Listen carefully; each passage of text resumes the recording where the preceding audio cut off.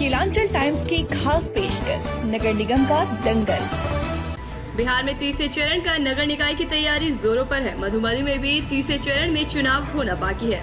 बता दें कि बिहार में कई ऐसे नगर निगम, नगर परिषद, नगर पंचायत में चुनाव होना बाकी है। तो इसी कड़ी में मधुबनी नगर निगम के मेयर पद के प्रत्याशी नीतू झा के समर्थक रंजन झा से खास बातचीत की गई।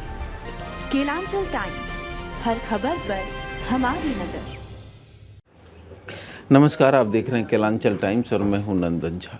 बिहार में नगर निकाय चुनाव अपने अंतिम पड़ाव पर है और सभी प्रत्याशी अपने अपने वादे कर रहे हैं। आज हम लोग मधुबनी नगर निगम में हैं, खास मुलाकात के कार्यक्रम में। यहाँ से मेयर प्रत्याशी नीतू झा हमारे साथ हैं। जानने की कोशिश करेंगे कि चुनाव लड़ने का मुख्य उद्देश्य क्या है। सबसे पहले तो जय माँ जानकी, चूँकि ये मिथिला की भूमि है तो जय माँ जानकी, जय मिथिला, जय मैथिली। आपने पूछा कि चुनाव लड़ने का मुख्य बिंदु आपका क्या है, तो मैं एक लाइन में बता दूं कि मेरा चुनाव में आने का मुख्य जो है विचारधारा वो है जनसेवा। जनसेवा एकमात्र ऐसा विचार है जिसको लेकर के, चूँकि मैं पेशा से प्रोफेसर हूँ और मैंने अपना त्याग दे करके वहाँ पे, और मैं सोची कि नहीं, बहुत दिन हुआ, अब कुछ जन के लिए किया जाए, इसीलिए मैं मात्र जनसेवा के ये लेकर के व्यू लेकर के इस क्षेत्र में आई हूँ। जनता नीतू झा को वोट क्यों करेगी? जनता मुझे वोट करेगी। मुझे विश्वास है कि जनता मुझे अवसर देगी सेवा के लिए। इससे पहले देखिए, राजनीतिक क्षेत्र में अगर बोले तो राजनीतिक क्षेत्र में ऐसा नहीं है। बीजेपी की मैं अभी नगर की उपाध्यक्ष वर्तमान में हूँ और मेरे जो पति हैं वो बीजेपी के प्रवक्ता हैं, प्रदेश प्रवक्ता हैं। तो हम लोगों का तो बोलिए कि सब कुछ बीजेपी से ही जुड़ा हुआ है, लेकिन यहाँ पे ये चीज़ बोलने का कोई मतलब नहीं है, क्योंकि सिंबल के आधार पे तो ये चुनाव होता ही नहीं है। सबसे पहली बात है। दूसरी बात है कि 2017 का जो बाढ़ था, वो जो महामारी था, अकाल था, वो आपको याद होगा कि 2017 का जो ये बाढ़ की स्थिति थी, उसमें मैंने जाकर के क्षेत्र में जगह जगह पर आपका अनाज वितरण का काम किया, सामान दिया, वस्त्र वितरण का काम किया, दिया सलाई वहाँ पे जाकर के वितरण का काम किया, ताकि लोगों को सांप और कीड़े से बचाया जा सके, उनके जीवन को सुरक्षित रखा जा सके। 2020 जो 19 में ही आ गया था, लेकिन 2020 आते आते ये महामारी जो है वो कोरोना काल, उसको हम एक राक्षस काल भी कहते हैं, क्योंकि बहुत सारा जो जीवन है उसको उसने तहस नहस कर दिया। उस काल में आपने सुना होगा कि मनुष्य के जीवन का 3 आधार होता है, रोटी, कपड़ा और मकान, जिसमें कपड़ा और मकान तो लोगों के पास था, लेकिन रोटी जो मूलभूत आवश्यकता होती है एक मनुष्य की, वो उसका अभाव हो गया। क्योंकि बहुत सारे ऐसे लोग हैं कि यदि वो कहीं पे काम करने के लिए नहीं जाते हैं तो उनका जीवन यापन नहीं हो सकता है। और चूँकि कोविड के काल में, समय में, दौरान में वो बाहर उनका जाना एकदम बंद हो गया था। तो उस काल में हम लोग घर में खाना बनवा करके जगह जगह पर, वैसे क्षेत्रों पर जगह जगह जा कर के भोजन का वितरण करवाना, सैनिटाइज़र देना, मास्क देना, तो ये सारा काम हमने किया है। आगे चल करके, और आप एक जानकी सेना का नाम सुने होंगे, जो मेरे पति माननीय मृत्युंजय झा जी उसके संस्थापक हैं, उनके ही द्वारा खड़ा किया गया वो सेना है। तो उसमें हम माँ जानकी का आह्वान करते हैं और हर साल उन्हीं का एक ठोस कदम है जो बिहार सरकार ने ये घोषणा कर दी कि जिस दिन आपकी जानकी नवमी होगी उस दिन सरकारी छुट्टी की घोषणा हुई थी। ठीक है, तो मुझे आशा है कि जनता जब देख रही है कि जो व्यक्ति अभी तक लाभ के पद पे नहीं है, अगर वो लाभ के पद पे नहीं है और इतना कुछ कर रहा है, तो निश्चित रूप से जब वो लाभ के पद पे आएगा तो इससे ज़्यादा करके दिखाएगा। और विश्वास मानिए, और मैं जनता को भी बोलती हूँ कि आप एकदम आश्वस्त रहिए, मेरा जन कल्याण ही एक मोटिव, और अगर आपके कारण भगवती मुझे ये अवसर प्रदान करती हैं तो निश्चित रूप से मधुबनी का ऐसा कायाकल्प होगा कि लोगों को, मधुबनी की जनता को मधुबनी पे नाज होगा। अगर जनता आपको साथ देती, अगर आप चुनाव जीतते हैं, क्या क्या कार्य होंगे, क्या क्या मुद्दे? अगर जनता के कारण मुझे ये सौभाग्य प्राप्त होता है उनकी सेवा करने का, तो मेरे अंदर बहुत सारे विज़न हैं जिनको मुझे पूरा करना है। जैसे कि सबसे पहले जल नल की योजना, आप देखे होंगे, मैं तो घर घर गई हूँ, हर घर पे दस्तक दी हूँ, मैं पूछी हूँ उनकी समस्या, तो मैंने देखा नल तो लगा हुआ है लेकिन उसमें जल की व्यवस्था नहीं है। तो सबसे पहले हर घर नल जल की व्यवस्था होगी। दूसरी जो मैंने गंभीर समस्या देखा है वो है महिला शौचालय। इतना बड़ा हमारा क्षेत्र का परिसीमन है मधुबनी नगर निगम का, लेकिन मुझे महिला शौचालय की व्यवस्था कहीं नहीं मिली। दूर दराज क्षेत्रों से ग्रामीण महिलाएं भी यहाँ पे आती है और बाज़ार करने के लिए यहाँ पे आती हैं जब उनको काम होता है, लेकिन बीच में ही उनको काम अपना अधूरा छोड़ करके ही घर वापस लौटना पड़ता है। क्यों नहीं यहाँ पे महिला शौचालय की व्यवस्था, जब तक मधुबनी नगर परिषद था तब तक एक महिला शौचालय की व्यवस्था क्यों नहीं हुई। दूसरी बात है महिला सुरक्षा की व्यवस्था।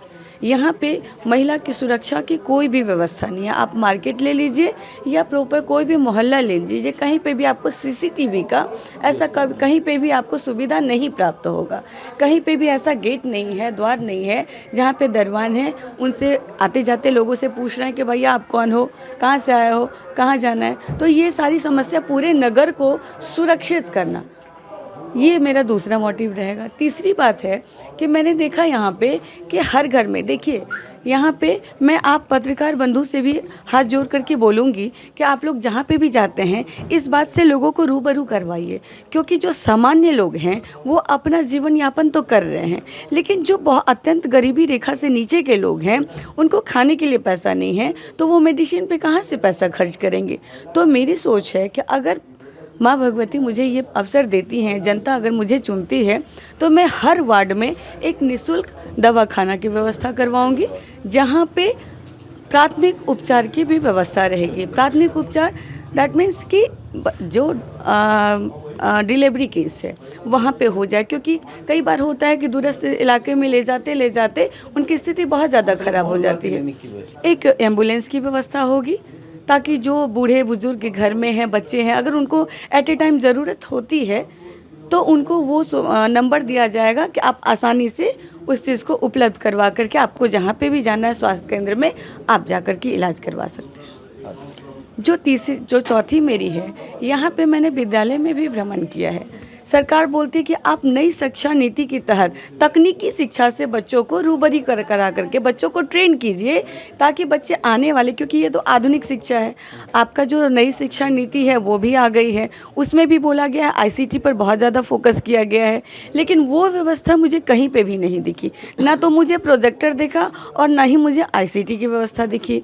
तो मेरा सबसे बड़ा फोकस रहेगा कि जो स्कूल में पढ़ाई हो रही है, अब आम पढ़ाई हो रही है कि इमली पढ़ाई हो रही है, तो उस पर मॉनिटरिंग करने के लिए एक अधिकारी को नियुक्त करवाना, ताकि वो शिक्षा को देख सके, जो शिक्षा व्यवस्था मुहिम करवाई जाती है वो बच्चों तक अच्छे से व्यवस्थित रूप से पहुंच रही है या नहीं पहुंच रही है। तीसरी बात है, जो दूसरी और अन्य बात है, वो है स्वच्छता के विषय में। आप लोग खुद स्वयं जाते हैं, डोर टू डोर जाते हैं, गली गली जाते हैं, आपको लगता है कि आपका मधुबनी नगर निगम स्वच्छ है? नहीं, मेरा मानना है कि हमारा मधुबनी नगर निगम स्वच्छ नहीं है। अभी बहुत सारा जल जमाव रहता है, उसमें लाखों मच्छर रहते हैं। वो लाखों मच्छर जाते हैं, आपके घर पे जाते हैं, खाना में बैठते हैं, हज़ारों तरह की बीमारी का आमंत्रण कर रहे हैं, वो न्योता दे रहे हैं, लोग बीमार पड़ रहे हैं। तो उनसे सब छुटकारा दिलाने के लिए स्वच्छता अभियान मेरा सबसे प्रथम, मतलब जो इसको बोलते हैं प्रचुरता से, वो उस पर मेरी पकड़ रहेगी कि आप ये काम करो, खुद भी स्वच्छ रहो और निगम को भी स्वच्छ रहो। जो मेरा सपना है वो है महिला सशक्तिकरण का। जी, हम चिल्लाते हैं, प्रधानमंत्री जी हमारे माननीय मोदी जी भी चिल्लाते हैं, बोलते हैं, सबको बोलते हैं महिला सशक्तिकरण, महिला सशक्तिकरण। हमारे मुख्यमंत्री जो हैं माननीय नीतीश कुमार जी, वो भी बोलते हैं महिला सशक्तिकरण। लेकिन मैं तो हर घर लगभग पहुंच गई हूं, लेकिन मुझे महिला सशक्तिकरण नहीं दिख रही है। अगर 10% महिला को छोड़ करके अगर हम 90% महिला पे आते हैं, जिनको ज़्यादा ज़रूरी है, वो महिलाएं, वैसी महिलाएं हमारी सशक्त नहीं हैं, तो उनको सशक्त करना, उनके लिए व्यवसाय की व्यवस्था करना, उनके लिए लघु उद्योग स्थापित करना। सड़क की भी समस्या गंभीर। जी, सड़क की भी समस्या है, बहुत गंभीर समस्या है।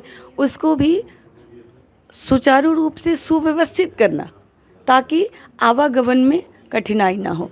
एक आपका जो एक प्रमुख समस्या यहाँ जाम की भी समस्या है, तो ट्रैफिक पुलिस की व्यवस्था होनी चाहिए।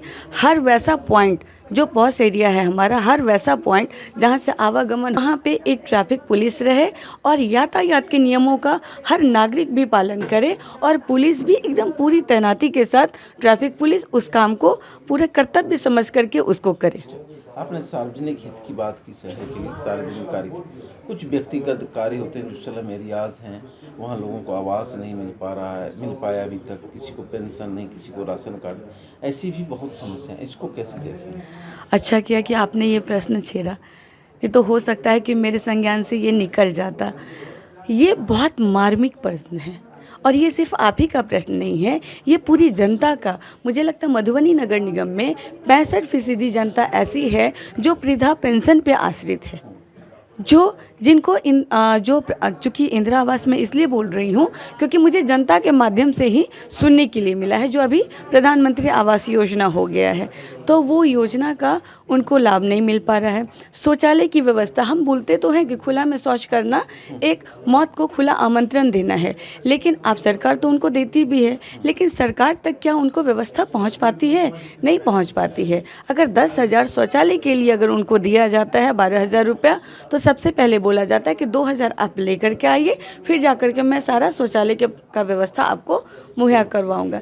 तो एक गरीब आदमी जो अपना राशन सही तरीके से नहीं जुटा पा रहा है, जो अपने घर को सही तरीके से नहीं चला पा रहा है, उसको तो फिर 2,000 पहले व्यवस्थित करेगा, वहाँ पे देगा किसी अधिकारी को, तभी जाकर के उसको शौचालय का पैसा मिलेगा।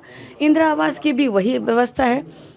चूँकि जनता ही मुझे ये सारी बात बताई है कि मैडम इंदिरा आवास, प्रधानमंत्री आवास योजना जब हम लेने के लिए जाते हैं तो हमसे बोला जाता है कि 20,000 आप लेकर के आइए, और हाथ जोड़ करके उन्होंने बोला कि मैडम यहाँ पे खाने के लिए, खाए के लिए हमारा सब लग में पैसा नहीं है, और बताओ हम इंदिरा आवास के लिए 20,000 रुपया अगर हम आइन लेबे ताकि हम फूस के मकान नहीं बना लेबे।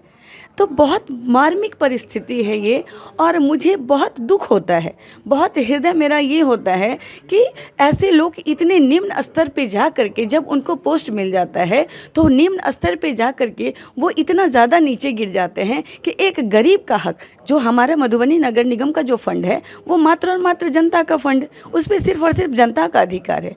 हाँ, तो आप उस पैसे को अपने तिजोरी में भर रहे हैं, राजनीति को सेवा का हटा करके आप एक व्यापार का रूप धारण कर रहे हैं, तो ये कैसा जनसेवा है?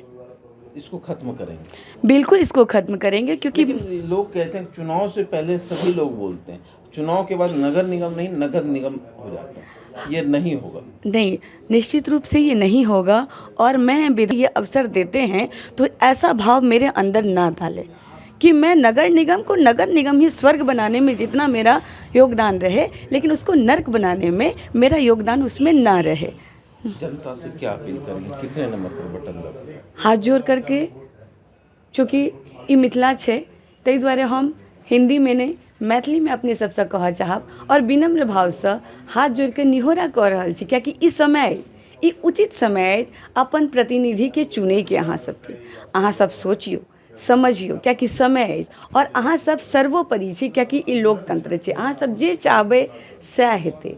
अहाँ सब सोचियो, समझियो, विचार करियो, और तकरा बाद ओहन प्रतिनिधि के ई में अपन मत के दान करू जे अहाँ लेल रहे, अहाँ के सेवा लेल तत्पर रहे, न कि अहाँ के शोषण करे लेल तत्पर रहे। हमर चुनाव चिन्ह वैन छापे जे ईवीएम मशीन के 13 नंबर क्रमांक पर अछि। अपने सब ओहि पर बटन दबा कर एकटा बेटी के, एकटा पुतोह के आशीर्वाद दियो, और जन सेवा करे में हमर भागीदारी के सुनिश्चित करूँ। धन्यवाद। 13 नंबर पर बहन छाप पर बटन दबाकर भारी मतों से नीतू झा को विकास के लिए सहयोग करें और स्वच्छ और सुंदर शहर बनाने के लिए कृत संकल्पित। केलांचल टाइम्स की खास पेशकश, नगर निगम का दंगल।